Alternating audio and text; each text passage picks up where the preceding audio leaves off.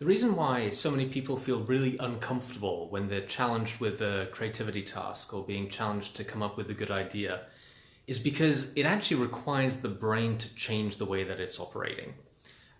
Usually when we go through our day-to-day activities, especially at work, the more we do the same activities year after year, and the more experience that we have in a subject, the more our brain begins to go into autopilot and the more routine takes over.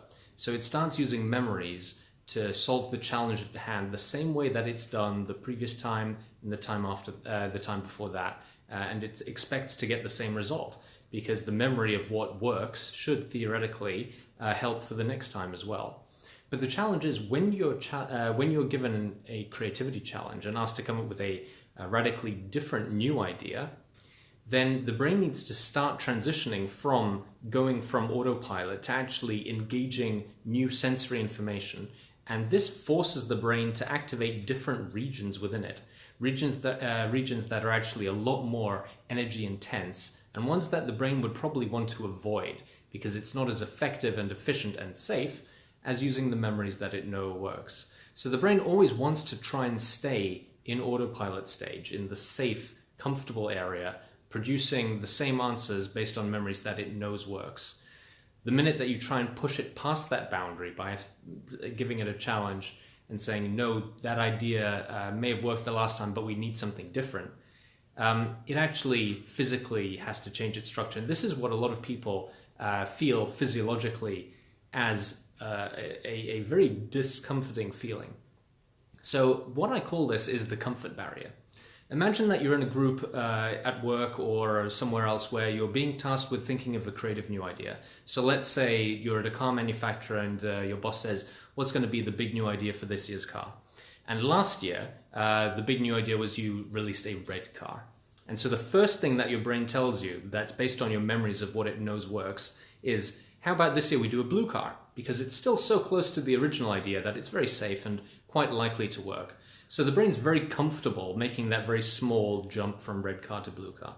But if your boss tells you, yeah, we know that worked, but give me something radically different, give me something more original, give me something more creative, then it starts to force the brain to not only rely on the memories, it actually needs to form new connections that weren't there previously to come up with a new idea that didn't previously exist.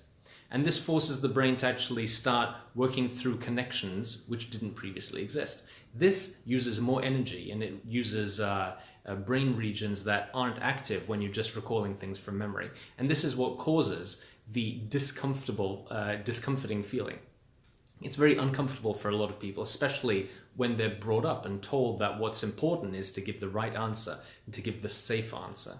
So that's why a lot of people experience this really strong barrier between the very comfortable situation of just telling people what they know works and being forced to go beyond that into the realm of creative thinking.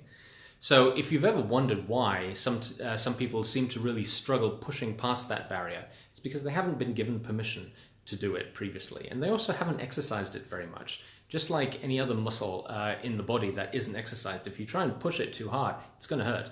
It's the same with your mind. If you try and push it in new ways, it can actually physically feel quite threatened and quite uncomfortable.